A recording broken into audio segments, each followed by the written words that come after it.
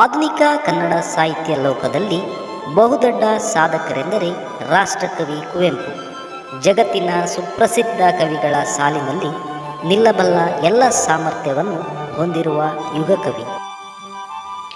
ಅಂತಾರಾಷ್ಟ್ರೀಯ ಖ್ಯಾತಿಯ ಕುವೆಂಪುರವರು ಈ ಶತಮಾನದ ಶ್ರೇಷ್ಠ ಸಾಹಿತಿ ಮಾತ್ರವಲ್ಲ, ನಾಡು ನುಡಿಯ ಹೋರಾಟಗಾರರು, ನಿಷ್ಠಾವಂತ ಕನ್ನಡಿಗರೆನಿಸಿಕೊಂಡು ಶಿಕ್ಷಣ ತಜ್ಞರಾಗಿ, ಸಮರ್ಥ ಆಡಳಿತಗಾರರಾಗಿ, ಧಾರ್ಮಿಕರಾಗಿ ಹೆಸರು ಮಾಡಿದ್ದಾರೆ. ಕುವೆಂಪು ಎಂಬ ಕಾವ್ಯನಾಮದಿಂದ ಮನೆ ಮಾತಾಗಿರುವ ಕುಪ್ಪಳ್ಳಿ ವೆಂಕಟಪ್ಪ ಪುಟ್ಟಪ್ಪನವರು ಶಿವಮೊಗ್ಗ ಜಿಲ್ಲೆಯ ತೀರ್ಥಹಳ್ಳಿ ತಾಲೂಕಿನ ಕುಪ್ಪಳ್ಳಿಯಲ್ಲಿ 1904 ಡಿಸೆಂಬರ್ 29ರಂದು ಜನಿಸಿದರು. ತಂದೆ ವೆಂಕಟಪ್ಪ ಗೌಡ, ತಾಯಿ ಸೀತಮ್ಮ. ಪ್ರಾಥಮಿಕ ಶಿಕ್ಷಣವನ್ನು ಕುಪ್ಪಳ್ಳಿಯಲ್ಲಿ, ಮಾಧ್ಯಮಿಕ ಶಿಕ್ಷಣವನ್ನು ತೀರ್ಥಹಳ್ಳಿಯಲ್ಲಿ ಪಡೆದು ಮೈಸೂರಿಗೆ ಬಂದರು. 1918ರಿಂದ 1922ರವರೆಗೆ ಬೆಸ್ಲಿಯನ್ ಮಿಷನ್ ಹೈಸ್ಕೂಲ್ನಲ್ಲಿ ಪ್ರೌಢಶಾಲಾ ಶಿಕ್ಷಣವನ್ನು ಪೂರೈಸಿದರು.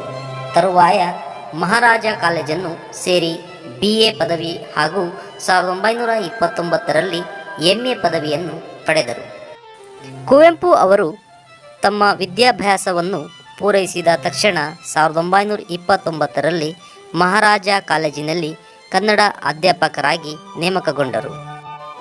ಬಳಿಕ 1939ರಲ್ಲಿ ಉಪ ಪ್ರಾಧ್ಯಾಪಕರಾಗಿ, ನಂತರ 1946ರಲ್ಲಿ ಪ್ರಾಧ್ಯಾಪಕರಾಗಿ ಸೇವೆಗೈದು ಮಹಾರಾಜ ಕಾಲೇಜಿನ ಪ್ರಿನ್ಸಿಪಾಲರಾಗಿ, ಸಂಸ್ಥೆಯ ನಿರ್ದೇಶಕರಾಗಿ ಆಡಳಿತ ಹಾಗೂ ಅಧ್ಯಾಪನವನ್ನು ನಡೆಸಿಕೊಂಡು ಬಂದರು.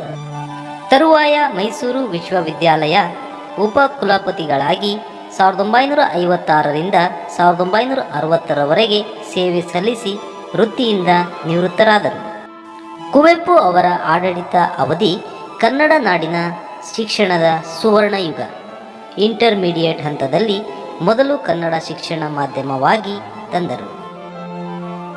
ಕುಲಪತಿಗಳಾಗಿದ್ದಾಗ ಮಾನಸ ಗಂಗೋತ್ರಿ ಎಂದು ಹೆಸರಿಸಿದ್ದು ಅಲ್ಲದೆ ಅದರ ಅಭಿವೃದ್ಧಿಗೆ ಬಹುವಾಗಿ ಶ್ರಮಿಸಿದರು. ಶಿಕ್ಷಣದ ಎಲ್ಲ ಹಂತದಲ್ಲಿ ಕನ್ನಡವನ್ನು ವ್ಯಾಪಕವಾಗಿ ಬೆಳೆಸಿದರು. ವಿವಿಧ ವಿಷಯಕ್ಕೆ ಸಂಬಂಧಿಸಿದ ಅಧ್ಯಯನ ಕೇಂದ್ರಗಳ ಆರಂಭ, ಪುಸ್ತಕ ಮುದ್ರಣ ಇವು ಬಹುಮುಖ್ಯ ಕೆಲಸಗಳಾಗಿವೆ.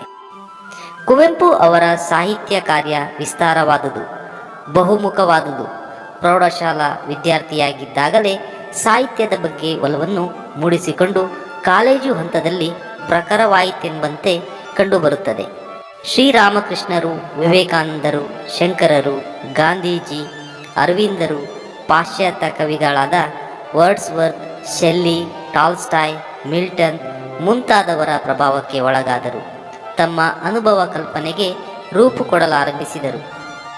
ಪ್ರೌಢಶಾಲೆಯಲ್ಲಿದ್ದಾಗಲೇ ಪದ್ಮಪತ್ರ ಸಂಘವನ್ನು ಸ್ಥಾಪಿಸಿ ಸಾಹಿತ್ಯ ಚರ್ಚೆ, 1921ರಲ್ಲಿ ಇಂಗ್ಲಿಷ್ ಕವಿತೆಗಳನ್ನು ಅನುಸರಿಸಿ ಇಂಗ್ಲಿಷ್ನಲ್ಲಿ ಬರೆದ ಬಿಗಿನರ್ಸ್ ಮ್ಯೂಸ್ ಎಂಬ ಕವನ ಸಂಕಲನವನ್ನು ಪ್ರಕಟಿಸಿದರು. ಇದೇ ಕುವೆಂಪು ಅವರ ಮೊದಲ ಕೃತಿ. ಏಲಿಯನ್ ಹಾರ್ಪ್ ಎಂಬ ಇಂಗ್ಲಿಷ್ ಕವಿತಾ ಸಂಕಲನ ಕೃತಿಯು ಸೇರಿದಂತೆ 75 ಗ್ರಂಥಗಳನ್ನು ವೈವಿಧ್ಯಮಯ ಪ್ರಕಾರದಲ್ಲಿ ರಚಿಸಿದ್ದಾರೆ. 1924ರಲ್ಲಿ ಅಮಲನ ಕತೆ ಇವರ ಮೊದಲ ಕನ್ನಡ ಪುಸ್ತಕ. ಗೋವಿನ ಹಾಡಿನ ಮಾದರಿಯದು. ಪ್ರೇಮ ಕಾಶ್ಮೀರ, ಜೇನಾಗುವ, ಪಕ್ಷಿ ಕಾಶಿ, ಚಂದ್ರಮಂಚಕ್ಕೆ ಬಾಚಕೋರಿ, ಕೊಳಲು, ಕೃತ್ತಿಕೆ, ಪಾಂಚಜನ್ಯ, ಅನಿಕೇತನ, ನವಿಲು, ಇಕ್ಷುಗಂಗೋತ್ರಿ, ಕೋಗಿಲೆ ಮತ್ತು ಸೋವಿಯತ್ ರಷ್ಯಾ, ಪ್ರೇತಾಕ್ಯು, ಅಗ್ನಿಹಂಸ, ಕಿಂಕಿಣಿ ಕುಟಿಚಕ, ಕದರಡಿಕೆ, ಮಂತ್ರಾಕ್ಷತೆ ಮೊದಲಾದ ಕವನ ಸಂಕಲನಗಳನ್ನು ಚಿತ್ರಾಂಗದ ಖಂಡಕಾವ್ಯವಾದರೆ ಶ್ರೀರಾಮಾಯಣ ದರ್ಶನಂ ಮಹಾಕಾವ್ಯವಾಗಿದೆ ಎಂಬುದನ್ನು ಗಮನಿಸಬಹುದು. 1938ರಲ್ಲಿ ಕಾನೂರು ಸುಬ್ಬಮ್ಮ ಹೆಗ್ಗಡತಿ ಮತ್ತು 1967ರಲ್ಲಿ ಮಲೆಗಳಲ್ಲಿ ಮದುಮಗಳು ಇವೆರಡು ಕುವೆಂಪು ಅವರ ಕಾದಂಬರಿಗಳು. ನನ್ನ ದೇವರು ಮತ್ತು ಇತರ ಕಥೆಗಳು ಹಾಗೂ ಸನ್ಯಾಸಿ ಮತ್ತು ಇತರ ಕಥೆಗಳು ಕಥಾಕ್ಷೇತ್ರಕ್ಕೆ ದೊಡ್ಡ ಉಡುಗೊರೆಗಳಾಗಿವೆ. ಕ್ಷೇತ್ರದಲ್ಲಿ ಕುವೆಂಪು ದೊಡ್ಡ ಸಾಧನೆಯನ್ನೇ ಮಾಡಿದ್ದಾರೆ. 13 ನಾಟಕಗಳನ್ನು ರಚಿಸಿದ್ದಾರೆ. ಮುಖ್ಯವಾಗಿ ಬೆರಳ್ಗೆ ಕೊರಳು, ಮಹಾರಾತ್ರಿ, ಸ್ಮಶಾನ ಕುರುಕ್ಷೇತ್ರ, ಶೂದ್ರ ತಪಸ್ವಿ, ಛಲಗಾರ, ರಕ್ತಾಕ್ಷಿ, ಬಿರುಗಾಳಿ ಮುಂತಾದ ನಾಟಕಗಳು ಬಹುಮುಖ್ಯ ಎನಿಸಿವೆ.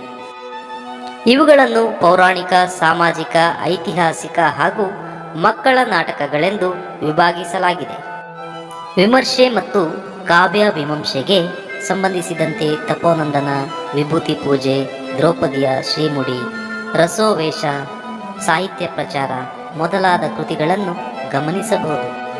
1937 ಏಪ್ರಿಲ್ 30ರಂದು ಹೇಮಾವತಿಯವರನ್ನು ಕೈ ಹಿಡಿದರು. ಪೂರ್ಣಚಂದ್ರ ತೇಜಸ್ವಿ ಮತ್ತು ಕೋಕಿಲೋದಯ ಚೈತ್ರ ಎಂಬ ಪುತ್ರರು, ಇಂದುಕಲಾ ಮತ್ತು ತರಣಿ ಎಂಬ ಇಬ್ಬರು ಪುತ್ರಿಯರಿದ್ದಾರೆ. ಕುವೆಂಪು ಅವರ ವೈಚಾರಿಕ ಚಿಂತನೆಗೆ ಸಾಕ್ಷಿ ಎಂಬಂತೆ ಷಷ್ಠಿ ನಮನ, ನಿರಂಕುಶ ಮತಿಗಾಗಿ, ವಿಚಾರ ಕ್ರಾಂತಿಗೆ ಆಹ್ವಾನ ಮೊದಲಾದ ಕೃತಿಗಳು ರೂಪುಗೊಂಡಿವೆ. ನೆನಪಿನ ದೋಣಿಯಲ್ಲಿ ಇವರ ಆತ್ಮಚರಿತ್ರೆಯಾದರೆ ರಾಮಕೃಷ್ಣ ಪರಮಹಂಸ ಹಾಗೂ ಸ್ವಾಮಿ ವಿವೇಕಾನಂದ ಜೀವನ ಚರಿತ್ರೆಗಳಾಗಿವೆ. ಮೋಡಣ್ಣನ ತಮ್ಮ ಮತ್ತು ನರಿಗಳಿಗೇಕೆ ಕೋಡಿಲ್ಲ ಎಂಬುವು ಬಾಲ ಸಾಹಿತ್ಯವಾಗಿದೆ. ಈ ಎಲ್ಲ ಯೋಜನೆಗೆ ಹಿರಿದೆಂಬಂತೆ ವಿಶ್ವ ಮಾನವ ಗೀತೆ ಪ್ರಮುಖವಾಗಿದೆ. ಕನ್ನಡದ ವರ್ಡ್ಸ್ವರ್ತ್ ಎಂದೇ ಪ್ರಸಿದ್ಧರಾದ ಕುವೆಂಪು ಅವರ ಸಾಹಿತ್ಯದಲ್ಲಿ ಪ್ರಕೃತಿ ಜೀವಂತ ಚಿತ್ರಣವಾಗಿ ಬಂದಿದೆ. ಇದರೊಂದಿಗೆ ಜೀವನ ಶ್ರದ್ಧೆ, ವೈಚಾರಿಕತೆ, ಆಧ್ಯಾತ್ಮ ಚಿಂತನೆ, ಪಾಂಡಿತ್ಯಪೂರ್ಣತೆ, ಕಲೆ, ಇತಿಹಾಸ, ಸಾಹಿತ್ಯ, ವಿಜ್ಞಾನ, ಪುರಾಣ, ವಿಶ್ವಪಥ, ವಾಸ್ತವಿಕತೆ, ವೈವಿಧ್ಯಮಯ ಚಂದೋರೂಪ, ಸುಂದರ ಗದ್ಯ, ಋಷಿ ದೃಷ್ಟಿ, ಸ್ವಾತಂತ್ರ್ಯ ಪ್ರಜ್ಞೆ, ಸರ್ವೋದಯ ಅಭಿಲಾಷೆ, ಭಾರತೀಯ ಸಂಸ್ಕೃತಿಯ ಕಲಾರೂಪ, ವಿವಿಧ ವಿಷಯ ಶಾಸ್ತ್ರಗಳ ಪರಿಜ್ಞಾನ, ಅಸಾಧಾರಣ ಕಲ್ಪನೆ, ಮಾನವೀಯತೆಯಿಂದಾಗಿ ಅವರ ಸಾಹಿತ್ಯ ಉನ್ನತ ಮಟ್ಟದ್ದಾಗಿದೆ. ಕುವೆಂಪು ಶ್ರೇಷ್ಠ ಕರ್ತೃ ಎನಿಸಿಕೊಂಡು ಜನಮನದಲ್ಲಿ ಸ್ಥಾನ ಪಡೆದಿದ್ದಾರೆ. ಕುವೆಂಪು ಅವರ ನಾಡು ನುಡಿಯ ಸೇವೆ, ಸಾಧನೆ, ಸಿದ್ಧಿಯನ್ನು ಕಂಡು ಸರ್ಕಾರ ಹಾಗೂ ಸಹೃದಯ ಬಾಂಧವರು ಬಗೆ ಬಗೆಯ ಬಹುಮಾನ ಪ್ರಶಸ್ತಿಗಳನ್ನು ಕೊಟ್ಟು ಗೌರವಿಸಿದ್ದಾರೆ. ಭಾರತದ ಎಲ್ಲ ರೀತಿಯ ಸಾಹಿತ್ಯಾತ್ಮಕ ಪ್ರಶಸ್ತಿ ಗೌರವಗಳು ಕುವೆಂಪು ಅವರಿಗೆ ದೊರೆತಿದೆ. ಬಹುಮುಖ್ಯವಾದವುಗಳೆಂದರೆ 1964ರಲ್ಲಿ ಕರ್ನಾಟಕ ಸರ್ಕಾರದಿಂದ ರಾಷ್ಟ್ರಕವಿ ಪ್ರಶಸ್ತಿ, 1958ರಲ್ಲಿ ಪದ್ಮಭೂಷಣ, 1955ರಲ್ಲಿ ಶ್ರೀರಾಮಾಯಣಂ ದರ್ಶನಂ ಗ್ರಂಥಕ್ಕೆ ಕೇಂದ್ರ ಸಾಹಿತ್ಯ ಅಕಾಡೆಮಿ ಬಹುಮಾನ, 1967ರಲ್ಲಿ ಅವರ ಕಾನೂರು ಹೆಗ್ಗಡತಿ ಕಾದಂಬರಿಗಾಗಿ ಭಾರತದ ಅತ್ಯುನ್ನತ ಸಾಹಿತ್ಯ ಪ್ರಶಸ್ತಿಯಾದ ಜ್ಞಾನಪೀಠ ಪ್ರಶಸ್ತಿಯನ್ನು ನೀಡಲಾಯಿತು. 1992ರಲ್ಲಿ ಪಂಪ ಪ್ರಶಸ್ತಿ, 1956ರಲ್ಲಿ ಮೈಸೂರು ವಿಶ್ವವಿದ್ಯಾಲಯ, 1966ರಲ್ಲಿ ಕರ್ನಾಟಕ ವಿವಿ, 1969ರಲ್ಲಿ ಬೆಂಗಳೂರು ವಿವಿ, 1991ರಲ್ಲಿ ಕುವೆಂಪು ವಿವಿಗಳು ಗೌರವ ಡಾಕ್ಟರೇಟ್ ಪದವಿ ನೀಡಿ ಗೌರವಿಸಿದೆ. 1992ರಲ್ಲಿ ಕರ್ನಾಟಕ ರತ್ನ ಎಂಬ ಬಿರುದನ್ನು ಕೊಡಲಾಗಿದೆ. ರಾಜ್ಯ ಸರ್ಕಾರ ಸಾಕ್ಷ್ಯಚಿತ್ರವನ್ನು ರೂಪಿಸಿದೆ. ಇದರೊಂದಿಗೆ ಅನೇಕ ಬಹುಮಾನ ಪ್ರಶಸ್ತಿಗಳು ಬಂದಿವೆ, ಸನ್ಮಾನಗಳು ಆಗಿವೆ. ಧಾರವಾಡದಲ್ಲಿ 1957ರಲ್ಲಿ ನಡೆದ 37ನೇ ಕನ್ನಡ ಸಾಹಿತ್ಯ ಸಮ್ಮೇಳನದ ಅಧ್ಯಕ್ಷತೆಯನ್ನು ವಹಿಸಿಕೊಡಲಾಗಿತ್ತು.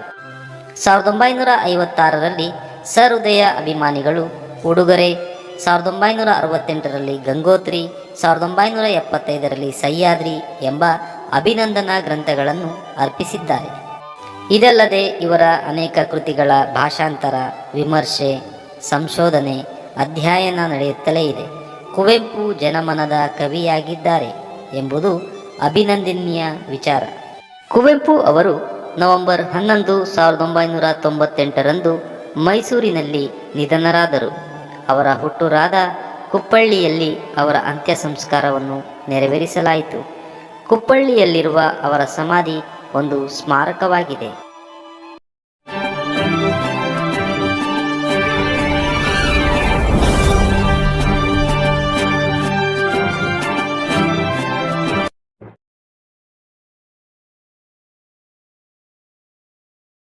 ಗಾನವಿ ಮಾರ್ಕೆಟಿಂಗ್ ಗ್ರೂಪ್ಸ್ ಅವರ ಗಾನವಿ ಫುಡ್ ಪ್ರಾಡಕ್ಟ್ ಜಗತ್ತಿನಲ್ಲಿಯೇ ಹೆಸರಾದ ಮಲೆನಾಡಿನ ಪರಿಮಳಯುಕ್ತ ಸಾವಯವ ಪದ್ಧತಿಯಲ್ಲಿ ಬೆಳೆಯಲಾದ ಆಹಾರ ಉತ್ಪನ್ನಗಳು. ಶುದ್ಧವಾದ ಅಕ್ಕಿ ಹಿಟ್ಟು, ರಾಗಿ ಹಿಟ್ಟು, ಸಾವಯವ ಬೆಲ್ಲ ಹಾಗೂ ಮಸ್ಟ್ ಕ್ವಾಲಿಟಿ ಗುಡ್ ಪ್ರಾಡಕ್ಟ್ ಉತ್ತಮ ಗುಣಮಟ್ಟದ ಯಾವುದೇ ರಾಸಾಯನಿಕಗಳ ಮಿಶ್ರಣವಿಲ್ಲದೆ ಸಂಸ್ಕರಿಸಿದ ಅತ್ಯಂತ ರುಚಿಕರವಾದ ಗಾನವಿ ಫುಡ್ ಪ್ರಾಡಕ್ಟ್. ನಮ್ಮ ಗಾನವಿ ಫುಡ್ ಪ್ರಾಡಕ್ಟ್ ನಿಮಗಾಗಿ ವೈವಿಧ್ಯಮಯವಾದ ಉತ್ಪನ್ನಗಳೊಂದಿಗೆ ಸದಾ ಸೇವೆ ನೀಡಲು ಮತ್ತು ನಿಮ್ಮ ಕುಟುಂಬದೊಂದಿಗೆ ನಿಮ್ಮ ಅಮೂಲ್ಯ ಕ್ಷಣಗಳನ್ನು ಉತ್ತಮ ರುಚಿಯೊಂದಿಗೆ ರಸಮಯವಾಗಿಸಲು ಪ್ರೇರೇಪಿಸುತ್ತದೆ.